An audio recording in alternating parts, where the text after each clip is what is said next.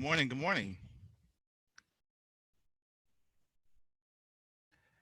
We got a few people online. We're gonna give you a second, probably about 2 minutes. And we'll go ahead and get started and go through the presentation regarding disaster assistance.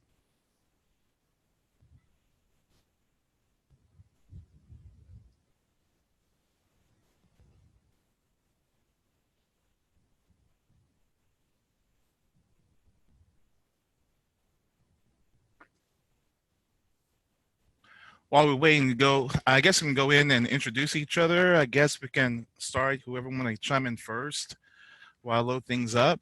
Any volunteers? Say who you are. And if you a small business or a nonprofit, and kind of tell us what type of business you are and what you're looking to get out of the workshop today.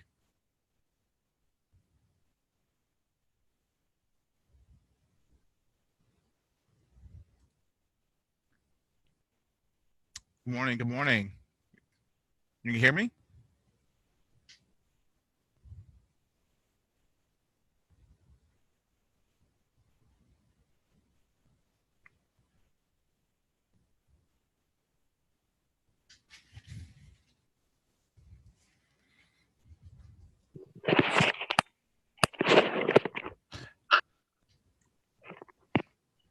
Are we online?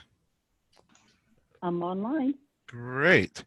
I guess any volunteers want to kind of say who they are and if you're a nonprofit or if you a regular small for-profit business and kind of tell us what line of business you're in, the name of the business, your name, and what you're looking to get out of the seminar today.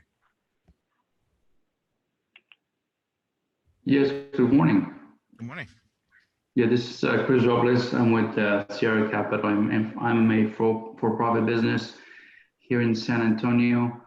I'm actually a commercial and residential lender. We do asset-based loans based on credit. And I'm sorry, not based on credit, just based on the value of the property. Sure. And we work a lot with small business owners. Perfect. Welcome. Thank you. Any other want to take a stab at it? Hi, good morning. My name is Germán Rodriguez. I'm based in Dallas. We have two gelato businesses currently closed for the coronavirus. Welcome. Thank you.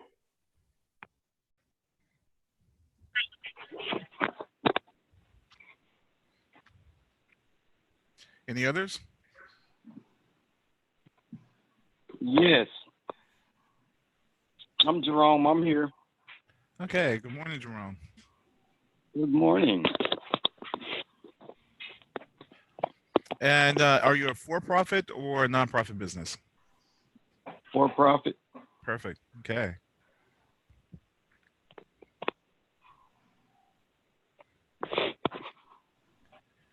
This webinar is for both. Am I correct? It is for both. This is kind of unusual circumstances, so it is for both. All right. Yes, it is unusual. Yeah, it's a long time coming. It was on the horizon, so it's just nobody assumed that it will affect the entire world, and we're just doing today. Mm. Okay, so what I'm gonna do is gonna jump right into it. My name is Tim GK. I have a nonprofit. Our parent company is called Apple Community Development Corporation. We are a technical assistant, which means we give out information, have workshops for small businesses and for nonprofits. So we typically have between 5 and 10 workshops a month and a conference once a year. And all we here is just to support small businesses and nonprofits. So the SBA has come out with a plan last Friday on economic injury assistance loans. They are available for nonprofits and for profits, which is kind of unusual. And it's an easy criteria. It's economic. It's not actually a physical disaster itself. I'm going to go through their presentation, but I'm going to give you out of my experience, what happened in 2008 and what's going to come out of that, and also what's happening today, which is going to pretty much repeat itself, but it's going to be more amplified. So I haven't used Zoom a whole lot, so let me find out how to do the slideshow real quick, and we'll take off from there. Okay. Tim, will you be able to provide the slideshow via email as well? Yeah, and I'm recording at the same time. Okay. Give me a second. I've done that.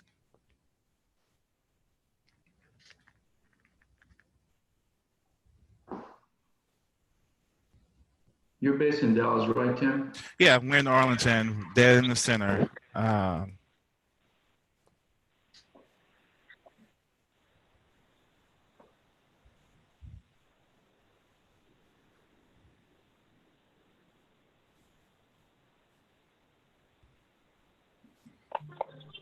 Okay, can you see my screen? Yes. Okay, see the SBA slide? Yep. Okay, so let's go and walk through it.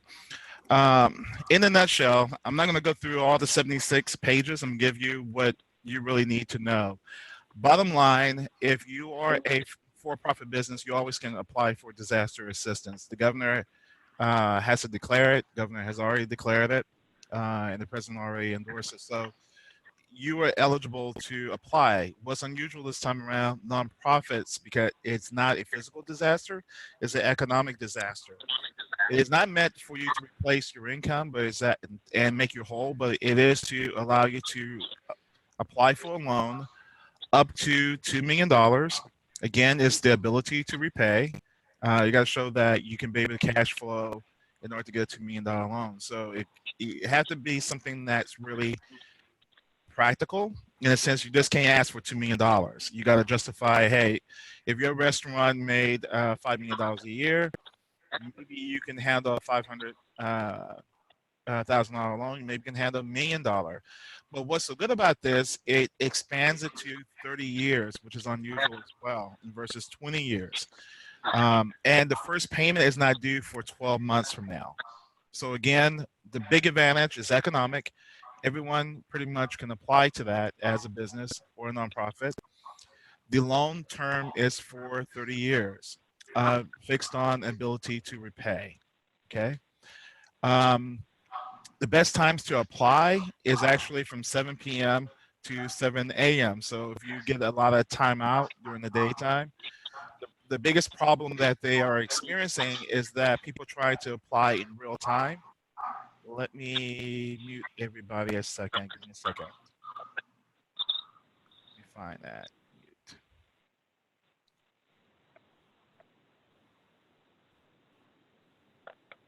Mute. If you can do me a favor, someone had to find this real quick, the mute all. Just go ahead and mute yourself, and then we're going to have questions at the end in about 20 minutes. Okay, great. So the economic is really simple, as it says here. It's for working capital loans to get your business back up and running. It's not meant for ag. Ag is for itself. You apply to the agricultural department for those particular loans because they're different. This includes business that's directly affected by the disaster, and as a whole, everyone is really affected. I think everybody can agree to that. It can be from any business that has a physical presence. A physical presence really would mean that you have a physical location. That can be a home-based business. That can be you have a regular office or retail store business. That would apply to as well. Give me a second. Okay, I got the sound gone. But you have to have a physical location. You can't have a PO box you operate on. Don't put a PO box on the application. You need to put a physical address. If that's your home, that's fine. If you have it on your website, that's fine if you can correct it. But just put a physical address that you're a physical business. Even if you're an online business, that needs to go in the application, not a PO box. Okay. That's one of the things they're going to reject it and come back to you to say we have to have a physical address. You can be a brand new business, providing that you started maybe a month or two ago and you have proof that you started a month or two ago. If you just open your business this month and you're ready to get started and this happened, you qualify for that. You have to show that, hey, proof that you have the physical business that actually started this month, you had everything to launch, and this happened. Okay. What they're going to ask you is for projections. What you projected that you were going to be making for the year to kind to show to them that you have the ability to repay it. If you have not finished your 2019 taxes from the most businesses, it really wasn't due until last week to the 15th. What they're going to ask you is what have you projected for this year and what have you made for the beginning of this year as January 1 to this particular date. What do you project for the rest of the year? They're going to also ask you for financials from last year. So if you started your business last year, provide those for financials as well. If you are a business that has been in business for a while or starting to 2018 or 2017, you're still going to have to provide those tax returns. And they're going to ask you for a transcript to sign over. Here's a problem that we ran into 2008. You must make sure that if you're an existing business or you're claiming that you're a business, that you must match your tax return that you turn in your financial statements to match the tax return that you file with the IRS. This is something that we ran into with Hurricane Ike disaster in Houston, that it did match, and some people got rejected and they got called out on it. And they also got to the point that the Treasury Department will send an agent, say, hey, on your tax return that you filed for disaster assistance said this, however you show you made this profit. We want the difference. We're admitting your return. So that's one thing they don't explain to you in this particular process, that the IRS will come to your door in a couple of months because you already claimed that you made more than was on your return. So I'm kind of give you the caveat on that we ran through a lot of issues in 2008 and 2009 with those declarations, and you claim one thing on your return and you show that your financials said another thing. You need to make sure that they match when you turn those things in. That's imperative. If not, you're going to get a tax bill, and they're going to also come and collect when things get better, which won't take that long. So that's one thing that I've learned through that disaster in Houston, that we're helping a lot of people. You must be truthful on the information, and you need to make sure it matches. They understand depreciation, which you have a lot of flexibility today with that. You can amend your tax returns as well. Send them the amended tax return that you take in depreciation of.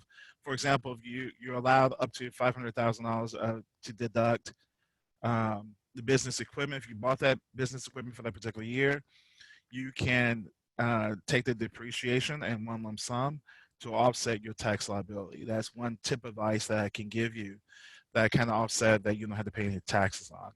But do not show that you made $50,000 in income to show that you qualify for a larger amount. What is going to happen is that it gets turned over to the IRS and they will send an agent to collect. Okay. The next slide is going to be based on your credit history. Now, if your credit is like broken down and is acting up in one sense, that they're not necessarily going to turn you down, but in the past they have turned people down over credit. You need to put in a statement why you're in this particular situation. Is it a collection, or what is causing your credit to be low? Or you maxed out? That's one thing. You can say that, hey, in a statement, I maxed out my credit cards by making payments on them. However, I was actually buying inventory because this is beginning our peak season. I hope that's making sense. Hey, during spring break, we ramp up because we have a lot of people coming to our restaurant, or we have a lot of people buying certain things coming in. You need to justify why your credit cards are maxed out. In one sense, it's not going to show the length of time that was maxed out. It's going to show it's maxed out. If it's a late payment, you might have to explain that late payment, what caused that late payment. Did you have someone sick in your family, or you have this? Be able to explain that on a spot. So I'm telling you, mentally prepare something in advance so that when they ask you for that you prepare to answer it and you have thought about it that makes sense. If it's a credit issue, they will look at the ability to repay. You can ask for $250,000. However, if your business only made $500,000 or 250, it has to be something reasonable. They are saying that if you make it under 200, if you have a loan that's under 25,000, there's no collateral involved. Yes, that's true. If it's over that, they look for some type of collateral. It's a copier, computer, or whatever you have. They're looking at that personal financial statement that you put in to look at to attach assets to. So if you're putting that you have this stamp collection on your personal financial statement, that's going to be collateral for that particular loan. Anything you put on that personal financial statement to show that you're this particular net worth, yes, they are. However, if you're looking that you're worth $1 million, you might not, they're going to say, no, you really don't need the loan because you have assets that you can actually, you have. If they're liquid, if you have a stock portfolio of $1 million, if it's not retirement, that's exempt. If it's just a mutual fund you have, they say no. You economically you can take care of your own business. You qualify eligible up to $2 million. For disaster for a small business, for profit is 3.75% interest, and for a nonprofit is 2.75 up to 30 years. They're working capital loans. Caveat, keep in mind that when you do a loan with the federal government, it has to get repaid. Someone's going to personally guarantee it. However, when it comes to a nonprofit, usually there's not a guarantee, but they're going to want some type of insurance, which they haven't clarified yet what that is, that you're not going to default on the money. For profit, the guarantee person is going to have to actually guarantee that loan, and you're obligated to repay that loan at all costs at the very end. Nonprofit usually is not, but they're going to be looking at very carefully at that nonprofit, who is in control of that nonprofit. But they have not said, since this is a little different, what they're going to do with a nonprofit if they cannot make those payments or take the money and run or whatever. They might ask for a guarantee for a certain length of time. We just don't know because this is a little bit uncharted and they haven't figured out how to handle that yet. The best thing to do is just apply, but when you apply that you are going there with a full plan, what you're going to do with the money, how you're going to execute it as well. The funds can be used to pay your fixed debts if you have a fixed obligation, your payroll, accounts payable, whatever you have, your rent, whatever.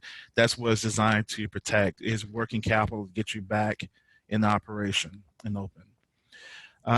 Again, as I mentioned, on the economic disaster, 25,000 and less is not required to have any collateral, and real estate has been waived as well, even over. Lack of collateral, if it's just a regular 7A loan that you would do, they will sometimes deny you of lack of collateral. This one, no, they won't, as long as it makes sense. Question: when it comes to a nonprofit, here's a little caveat with nonprofits. You cannot be a church. Religious organizations, one of the criteria. However, if the church owns a daycare or has a separate CDC or a separate nonprofit entity, the church can apply for that particular entity. If it's a daycare, which makes sense, yes. If it's a thrift store, yes, it makes sense. But if it's just to support your church services, no, they're not going to approve that. So again, nonprofits that are separate, that is an entity to itself, yes, you can apply under them, but you can't apply because your church has been affected. Assuming that your parishioners will take care and make the church whole. But if you have a school, if you have a thrift store, you have a bookstore, any of those particular things, yes, those things you can will qualify for it. Everything under the sun, yes. If you are a gambling institution, for example, a casino, if it's a third of the income is coming from a casino, no. You can get up to a third, but if it's half, no. But if it's a third of your profits or your, not your profits, but your income coming from the casino, yes. If it's a hotel, put it under the hotel. Don't put it under your gambling portion of it. But they're going to look at the financial statement and see what that income is coming from. The hotel qualifies, but not the casino itself. But if the casino is only a third of that business income, yes, it qualifies. What they're going to look for in the filing, they advise you to print all the forms in advance. So the reason they're asking you to print the forms on advance because people are getting online and trying to do it in real time. Well, you can be on and be online for an hour. And if you imagine every millions of companies going online for an hour, it times out. And sometimes you lose your information because the system gets overwhelmed. Print the forms out, fill it out on paper first, and then go back and enter the information in real time, which can probably take you 15 to 20 minutes than versus being online for 2 hours to try and fill out the form and losing the whole thing. And there's too many people do that, then you can't get it done. If you basic filing requirements you're going to be looking at is the SBA loan form, which it looks like this. You can fill it out, type the information in. Another question came up with insurance. Insurance did waive this after the last swine flu. They put this out of a policy as disruption. So most insurance companies today, you won't be eligible unless it's a physical damage, like a tornado or something that will cover you. But this is the form itself. You fill it out and print it, and then you go back online and fill it out. So that's the Form 5. The tax transcript's the same thing. Fill that out and then post the information online. They're going to need copies of if you're a business, your federal income, personal and business. And if you're sole prop or if you are a subchapter S, some of you small business understand what that is, or your LLC, that information will be on your personal tax return. They're going to be looking at heavily on your schedule liabilities. What you putting that your obligations that you need to make. That's going to be one of your determinations. How much they're actually going to give you. Hey, if your company takes $10,000 a month in liabilities with payroll or $20,000, that's what they're going to look at is determining your working capital and what you're going to need to grow from there. If you're a business, you're going to actually need your personal financial statement as well. Be cautious on when you put this on your personal financial statement. They will use that as collateral. Okay, so that prize stamp collection, they will use that as collateral as a loan for your business. So kind of keep that in mind. Understanding when they actually give you these proceeds, that these proceeds are going to be blanketed. So if your nonprofit is no big deal because it just goes on the nonprofit. If you're for profit, they're going to take a blanket lien of all your assets until the loan is repaid. Blanket mean anything that is not your homestead, your home itself, that's exempt, or your retirement. Whatever you put on there, it's going to be just a blanket lien. Say, hey, we have all of this until the person pays that loan back. That could affect you for getting additional loans in the future. But the good thing about it, when you're in the system already with the with federal disaster assistance, you can go back and ask for an increase, or you can go back and ask for a different loan. Some people have asked, if I've taken a loan last year, can they consolidate it? The answer is no. It's just going to be 2 different loans that you have to pay. You're going to have to pay the one you took out for Katrina or whatever, or from last year, that would be one separate loan. This would be a new separate loan. They can't combine them. Here's what I talked about earlier. If you ag in the rural area, you go under the ag department for that. Religious organizations, yes and no. If you're a church, no. However, if your organization is, let me see if I can explain this correctly. If your organization is a daycare of that church, yes, you can uh, apply for it. So the answer is yes. So kind of look at your business within the business that you get income from, like a bookstore. You can use that for your church. Charitable organizations, yes, you can use that for additional support. Gambling concerns, I told, is no, but if it's attached to a hotel, yes, or some other venue that is 2/3 of the income, yes.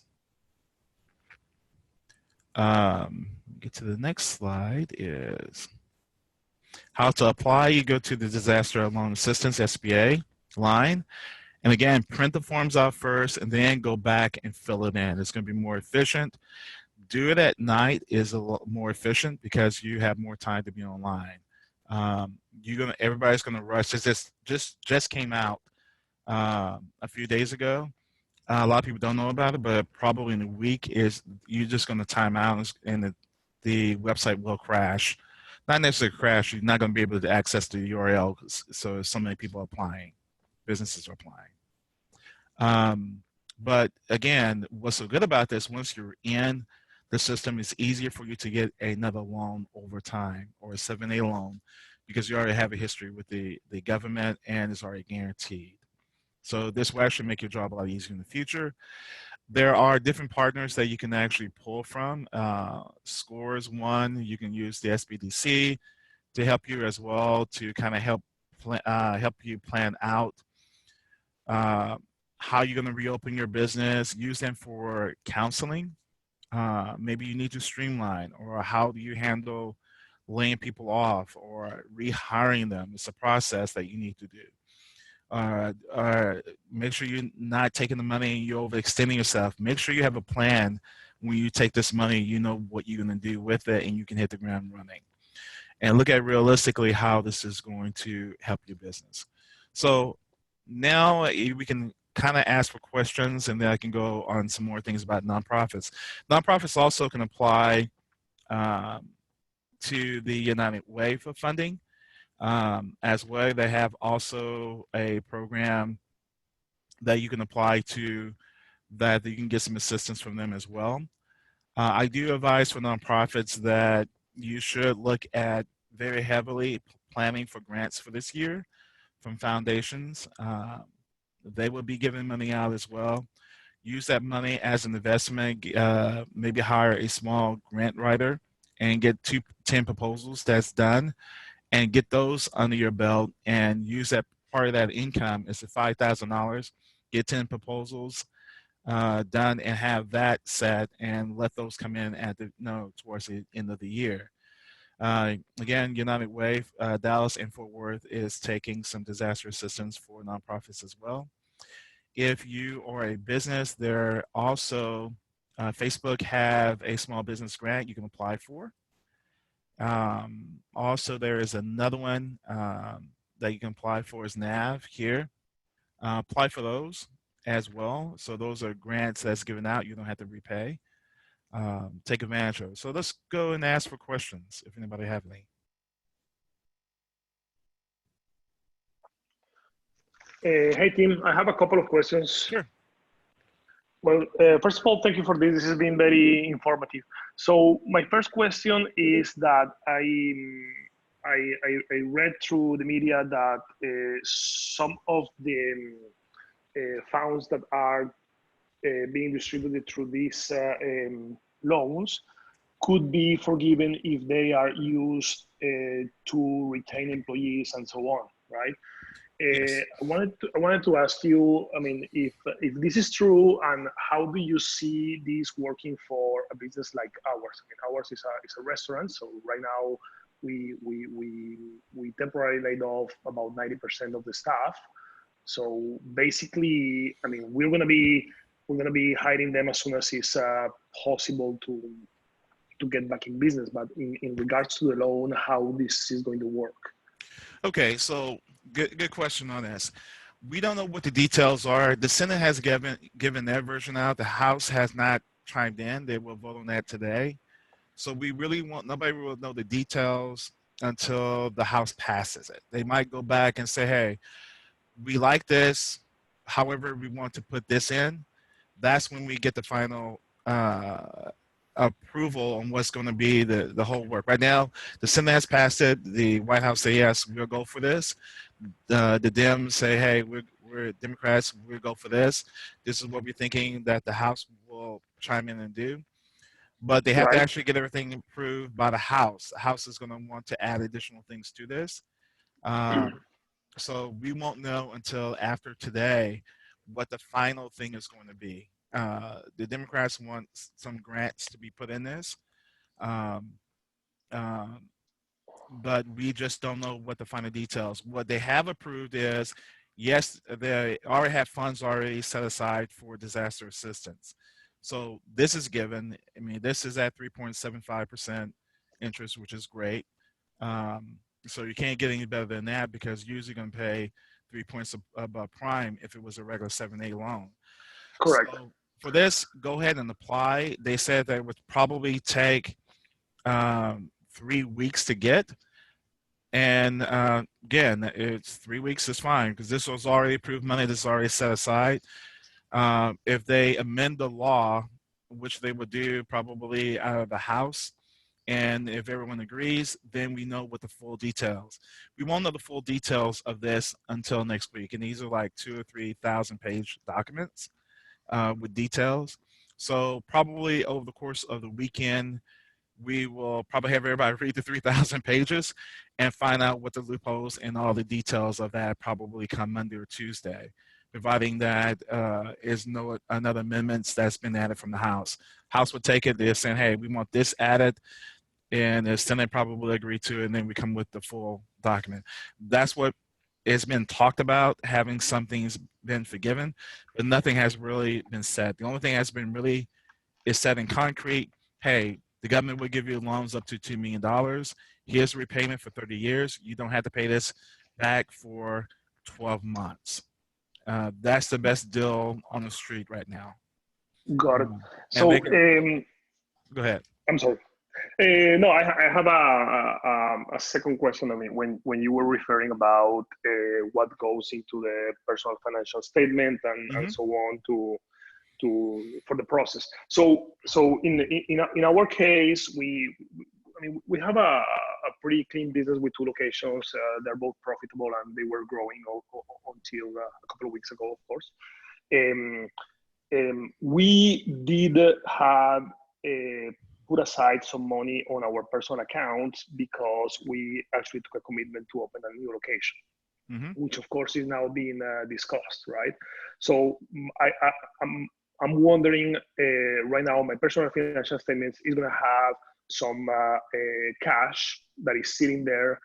Is that something that the SBA may see as, hey, you already have funds to keep your business alive, or this is not something that is going to disqualify me?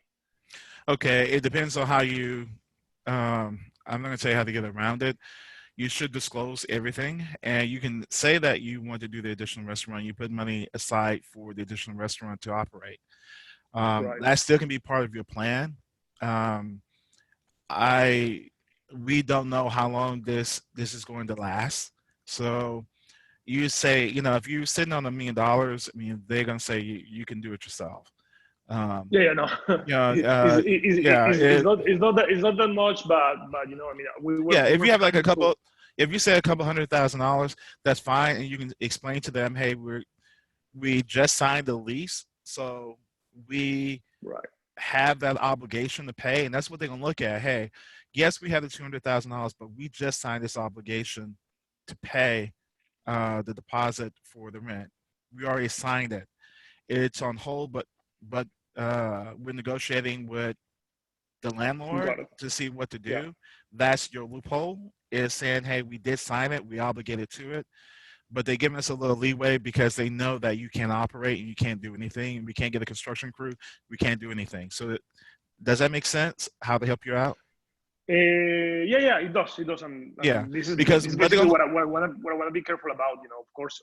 I mean, we have that money that is set aside for that, and yes, technically, that will give us a little bit more of cushion to survive for the next months. But again, I mean that if that money goes all into just surviving, then of course, you know, the new commitments and everything else is going to go up in the air, right? yeah, and absolutely. But you already you're gonna explain to them, hey, we already made obligations to start a second location, and it was in the works, and explain that's the reason why you guys were storing money on the side. If it's not significant, and if your restaurant made $5 million and you're sitting on $1 million, they might look at that a little differently.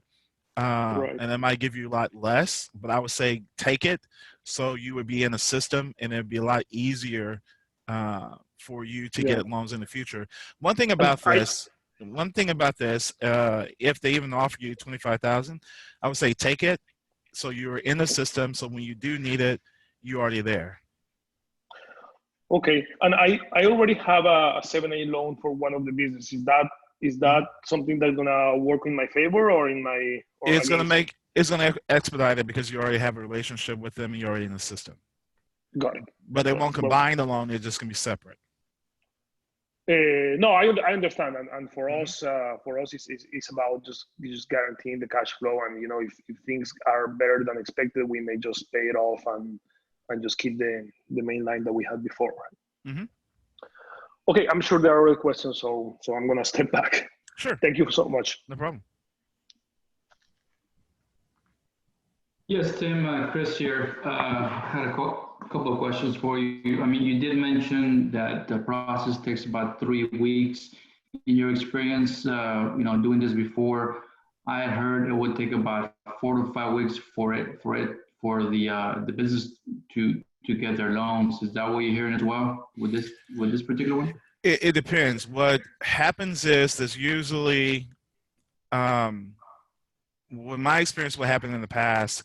Right now, they're not getting it's not like unemployment claims that they're getting 3 million claims at the same time. There's going to be like a peak that things will start slowing down. It's like at the beginning of the tax season, they can really get their tax return quicker at the beginning of the season and at the end of the season. It's not at the middle of the season when everybody's putting things in or like on April 15th. So at the very beginning, you probably will get it pretty quickly. But when everybody gets all this information and submit their application, when it's completed, that's when like you have that curve going on. I think what the doctors say. So at the very beginning, it's not a lot of applications that's coming through. So they can turn those and improve those pretty quickly, as long as they can complete. But there will be a curve in the next couple of weeks that they're going to have a rash of applications coming through. That's when the pipeline will start slowing down in the next couple of weeks.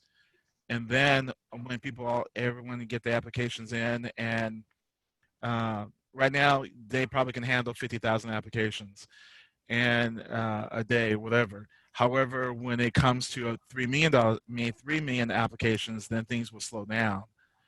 In the middle of that, then towards the end, in a couple of months, that's when we'll taper back down again. So at the beginning right now, a lot of people, this only came out the last few days. So a lot of people don't know the information on what to do. So this is the time to apply while it's not a lot of stuff going on. But as we get in the next 2 or 3 weeks, that's when they're going to start getting the peak of the applications coming through. That's when things are going to slow down. And they can't help but slow down because they only have so many processors. And then they have to clear the application because it's just like a mortgage. You get all these applications come in, but until it's cleared to go to full underwriting, it's just sits there in the queue. That's when things start to slow down. So at the beginning, they can handle the capacity and get back with you pretty quickly. But as people learn about the program and understand the program in the next couple of weeks, in the 3 weeks period, that's when you're going to start having that peak. And that's when things are going to slow down. Okay. And I've also heard that right now it's basically you're applying like directly with the SBA, but I've also heard that the SBA is going to start engaging some of the lenders to help with these loans as well. Is that what you're hearing as well? Yeah, but the only thing is, the SBA is a small agency. They can handle disaster assistance themselves. I mean, that's because they have a direct tie. They have their own underwriting. They understand how to do disaster. But they had to train the banks to submit them the way they needed to be done to streamline Yeah, to approve. So right now, if it gets to that curve point, they have to actually train the banks, which is going to take more time to do, to let them know how to uh, submit it the way they need to be submitted. And usually, what happens is at a bank, they they have someone that packages these loans, so if they have their own capacity problems as well. Um, they have three tiers. One is this express lender. They probably would catch on pretty quickly because they have direct ties. The preferred lenders don't move as quick. They usually do it right, but there's a slow period for them to submit stuff to get an approval. The express lenders like People Fund and those who can do loans pretty quickly, yes, they probably can do it done, but People Fund has its own capacity problem. If everyone started inundating them, it's only in this area 3 or 4 people. Loan officers right, take the application, then they only like 2 people to process it, so they have the capacity problem as well. The SBA is really simple. They have loan officers that specialize in this to process it, to clear it, and then it gets cleared, goes to an underwriter. Underwriter clears it because everything is done online. They run an analysis done by a computer, and then they kick it in, give you an approval. You approve it, then they send it straight to the Treasury to fund it. Going to the banks is another issue that they had to train them to do it the way they needed it done to be streamlined to get through that process to the underwriter. right, right. So this is pretty new, but right now this is time to apply. Got you. And just one final question.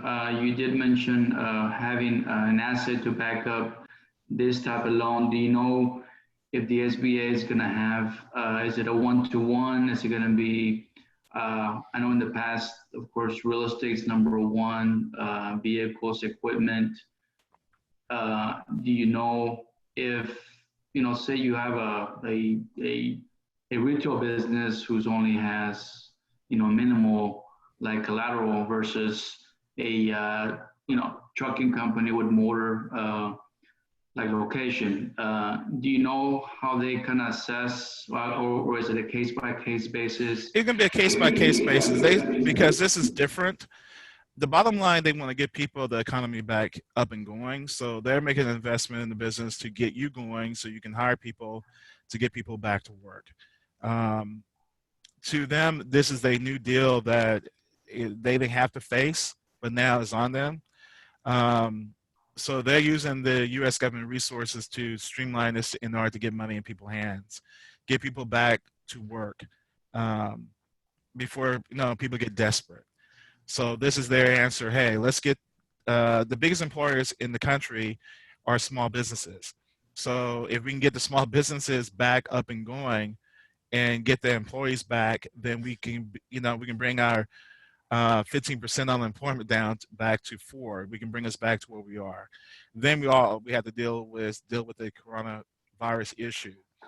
But their idea is to get you back up and going and streamline the process. And this is investment they're making in you. That's why they extended to 30 years to make your notes real small in one sense. Mhm. And number 2, you don't have to pay for 12 months. Got it, got it.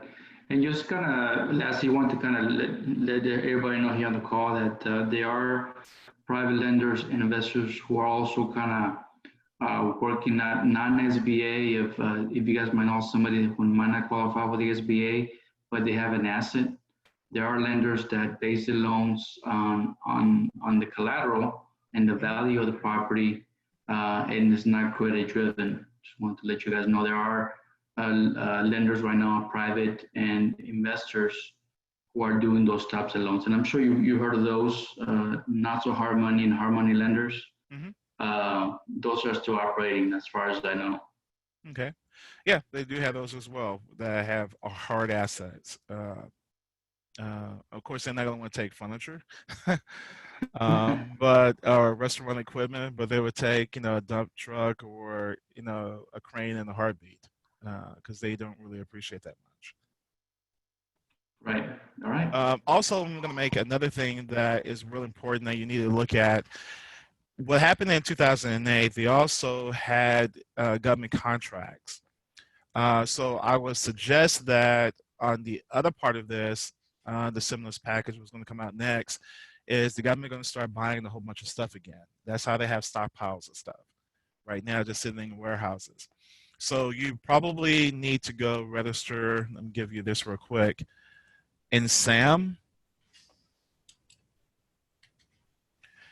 and register as a government contractor to sell something back to the federal government.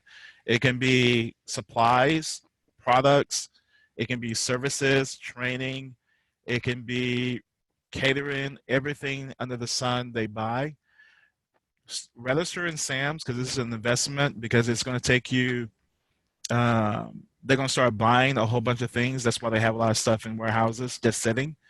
But that helps the economy and helps small business as well. So not only get the loan, but look at selling things and to become a government contractor as well. Register in SAM, fill out the form. That is another form you need to fill out, who's going to be authorized users, and list yourself as a contractor in order to get these contracts. If you remember that we had, they had the stimulus package, they started buying everything under the sun. They started doing cars, I forgot the campaign, when they bought a whole bunch of cars off the market, that had emission problems. They just bought them, gave credits out in order to stimulate the economy. Same thing with hybrids. They did things to stimulate the economy. So the next big thing they're going to start pushing is government contracting. So I would say register today, get your form filled out to notarize who's going to be authorized users, send that in, because that's going to be the next wave. It's going to happen in the next 30 days. Once they get this lending under control, they're going to start buying a whole bunch of stuff again. And they buy this stuff and they just, in order to go into the economy. But the government is the largest employer in the world, the US government, and they buy stuff internationally. You name it, they buy it pretty much. Or they have you train people, or it doesn't really matter. They're there to keep the economy going. So register there for that as well. Any other questions we have before we cut out? For the nonprofits, I did mention you can apply at the United Way. You can apply here and fill out your information and apply for disaster assistance as well. Here's the forms. You just go from there. Hey, I have one more question, Tim, if you don't mind. So I was waiting to fill out the application because for us it was convenient to. It was better actually to file the taxes for this year since we're ready. No, stop there. Okay, so the right now tax is not due until June. I mean, it's supposed to be due. No, I know the whole thing. No, I had specific reasons just because one of the restaurants is actually just in his 14th month. Mm-hmm. So basically, last year there was nothing. So I wanted to file something so they can see that the business is viable. But my question is, I have a friend that already filed the initial application, and he said that in the initial application he wasn't asked how much money he wanted, but that comes in a second phase. Do you know anything about that? I'm gonna fill out the form today, and I will let you know exactly what's on it. But no, they're gonna ask you at the end how much money you're looking for. They're gonna determine, what's on your financials, what you can afford. So they have a process on this one. This one is done a little differently, and I'm sure within the application they're gonna ask you how much you're asking for. Just be reasonable. Got it. Yeah, of course. Okay, thank you. Okay, great. No problem. Thank you, everyone. And have any questions, you can just reach out to me. Thank you, Tim. Okay, thank you. For your time. Okay, take care. Bye now. Thank you for your time. Tim. Good briefing. Thanks. All right, bye-bye. Bye.